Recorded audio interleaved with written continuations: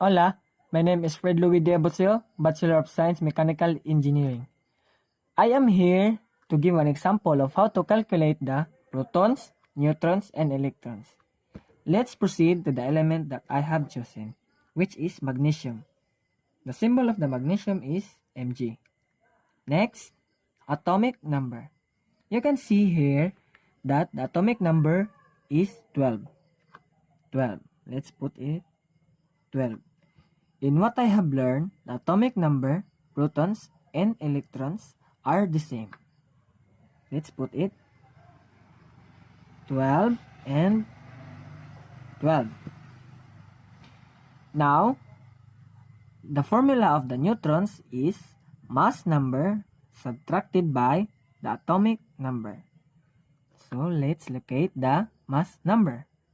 The mass number or atomic weight is 24.31.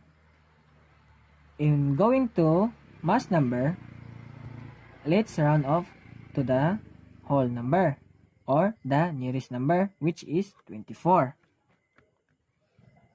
Now that we have the mass number, we're going to subtract it to the atomic number. 24 minus 12, which is the atomic number, equals 12. Now that this is the answer, 12, let's put it here in the neutrons, 12. This is the neutrons subtracted by the mass number and atomic number. Next question. Naming an ionic compound. Metal plus non-metal. Change IDE at the end.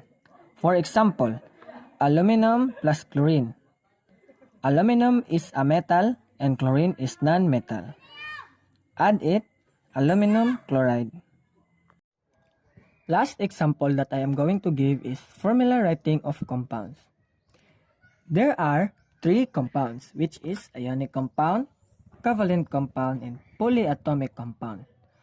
Ionic compound, metal plus non-metal, for example, sodium plus chlorine. Sodium is metal and chlorine is non-metal. The symbol of sodium is Na, and the symbol of chlorine is Cl. Na, you can see at the periodic table that is located at the positive 1 charge. Positive 1. And the Cl, chlorine, is located at the negative 1 charge. Cross multiply it, the result is NaCl, which is sodium chloride.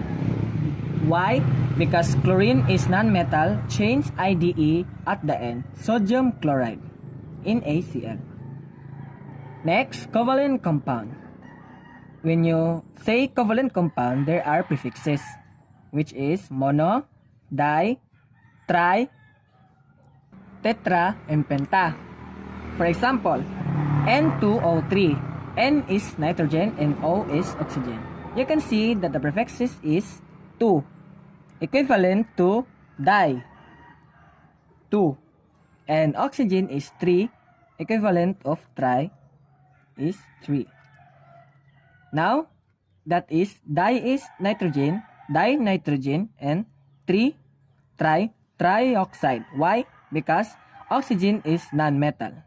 Change ID at the end. Last but not the least, polyatomic compound. For example, calcium and nitrate. Calcium is located at the positive 2 charge, and nitrate is located at negative 1 charge, or it is belong to it. Now, cross multiply, the result is Ca, negative 1, it is invisible.